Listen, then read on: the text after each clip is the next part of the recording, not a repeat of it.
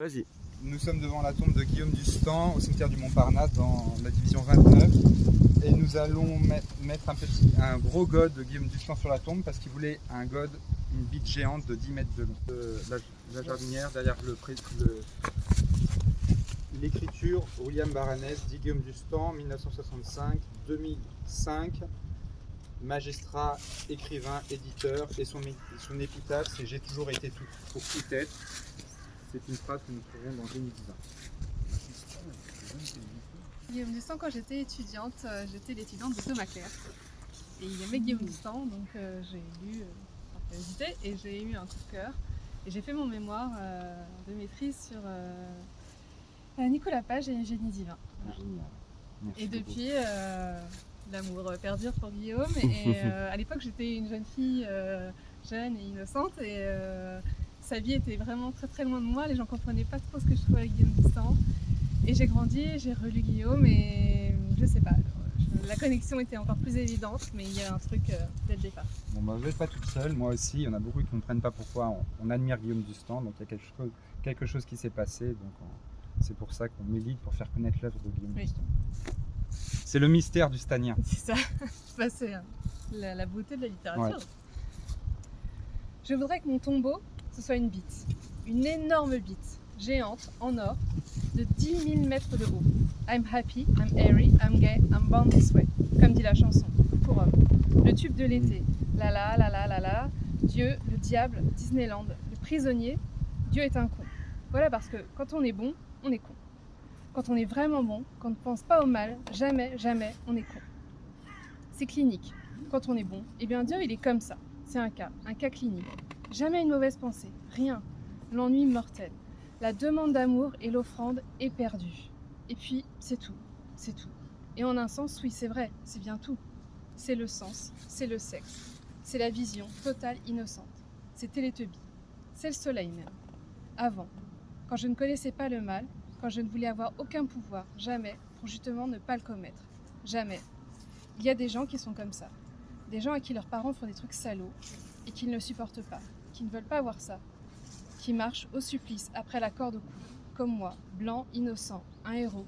Qui veut quoi? Innocenter le monde? Sauver les gens? Les arbres? Les enfants? Ce n'est pas vrai que Oedipe se crève les yeux parce qu'il a baisé sa mère. Oedipe se crève les yeux pour ne pas voir que sa mère l'a baisé. Très exactement. Voilà. Comme moi, quand je me suis rendu compte, sans me rendre compte en rien, naturellement, que mon père voulait me baiser. Quand il a vu que je regardais les slips des hommes à 5 ans, ce qu'il y avait dans le slip des hommes en vacances en Corse, c'était pas du tout une lesbienne noire. Dieu, ça se saurait, c'est clair. Dieu est un petit blanc hétéro. Dieu, il voudrait qu'on soit sage, que ce soit Disneyland. Il a tellement peur de tout ce qui dérange Dieu, de tout ce qui est fort, sombre, profond, comme le sexe, la mort. Alors il voudrait tellement qu'on soit tranquille et sage, et simple, et gentil surtout. Qu'on mange à l'heure, qu'on dorme de bonnes nuits. Il voudrait qu'on soit mort en fait, quoi.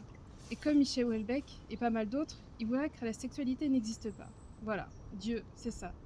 Depuis le début, il est là, à ne pas vouloir savoir. Très étonnant. Donc bon, si on était un peu plus malin, si j'ose dire, on penserait que le diable est... Merci beaucoup. Merci. Ok. Et je suis aussi membre de l'association des amis de Guillaume d'Ustan. J'ai 36 ans, je suis à Paris, je suis né.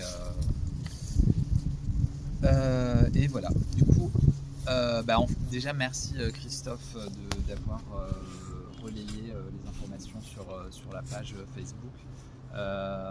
Moi je me rappelle quand j'ai rencontré Anthony, on a parlé après de Guillaume d'Ustan plusieurs fois et l'idée de l'association elle a germé petit à petit et c'est vrai qu'il me disait plusieurs fois qu'il avait des doutes sur notre capacité à réunir des gens. Alors moi je répétais toujours que c'était l'histoire de la poule et de l'œuf, qu'il fallait d'abord faire quelque chose pour avoir des gens et ainsi de suite. Et du coup c'était assez important pour nous d'avoir un relais et je trouvais que cette page était extraordinaire parce qu'elle réunissait beaucoup de gens qui étaient fans et des fans authentiques parce que moi j'avais pas mal d'amis en commun où je voyais bien les gens qui étaient sur la page, donc c'est aussi grâce à ça qu'on a pu avoir l'information a pu circuler et donc on a pu se réunir aujourd'hui. Du coup merci Christophe. Alors honnêtement c'est assez étrange, je dois dire. Moi, j'ai jamais vraiment compris, c'est peut-être aussi dans ma tradition, dans ma culture musulmane, l'intérêt qu'il y avait autour des cimetières. Ça m'a toujours un peu dépassé, honnêtement. Et quand Anthony a proposé de faire une réunion dans un cimetière, tout de suite, je me suis dit, ah, tiens, c'est pas très très dustanien tout ça. Et immédiatement, il y a une pensée qui m'a repris dans la tête et où je me suis dit, ah, avec Guillaume Dustan, tout est toujours possible, hein. C'est très dur de l'enfermer dans une case, de le mettre dans une catégorie. Il avait une capacité exceptionnelle à se renouveler, à changer d'idée, et puis à trouver les choses mauvaises, mais bien si elles étaient bien faites.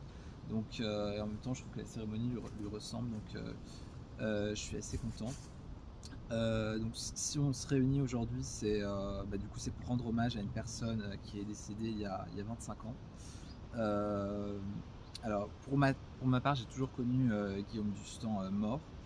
Et je me rappelle, du coup, après avoir lu du coup, son livre, avoir découvert qu'il était décédé il y a 7-8 ans, et j'ai ressenti une certaine déception, hein, qu'on est nombreux d'ailleurs, hein, à avoir rencontré, de ne pas pouvoir du coup, rencontrer quelqu'un pour lequel on a un certain respect, on va dire. Après, la magie de la littérature fait que la personne peut vivre encore et encore. Donc c'est aussi la raison aujourd'hui pour laquelle on se réunit.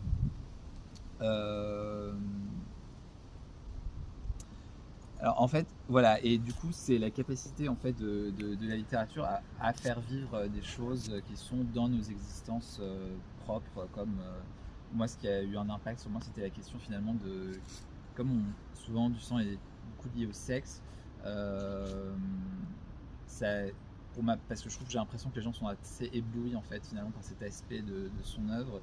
Pour ma part, c'est vraiment le côté romantique qui me plaît chez lui, et je vois vraiment comme un grand romantique Guillaume Dustan. Pour moi, cette cérémonie, c'est vraiment ce que je disais hier, on est un peu ici dans le temple des vivants, donc on célèbre la vie, et du coup une ode à l'amour finalement, pourquoi pas. Donc je vais vous lire un passage de Nicolas Page, du coup l'introduction qui a été écrite par Thomas Claire.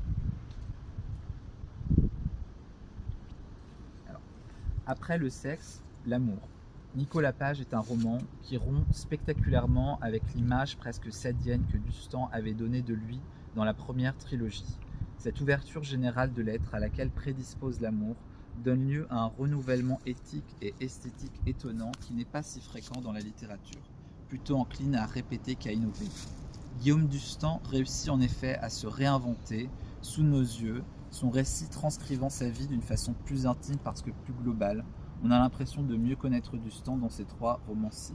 Paradoxalement, Nicolas Page, qui porte le nom propre d'un autre, est plus personnel que les titres à la première personne. Dans ma chambre, je sors ce soir au plus fort que moi.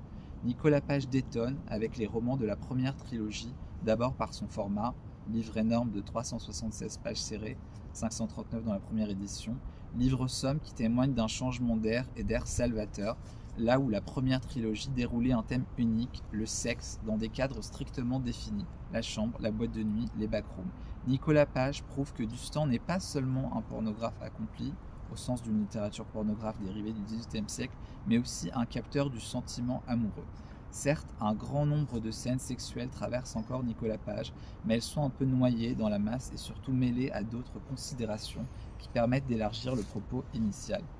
Réussite incontestable, couronnée par le prix de Flore 2000, Nicolas Page fait sortir Dustan du ghetto où risquait de l'enfermer ses 3 premiers livres pour la surenchère sexuelle qui leur était propre.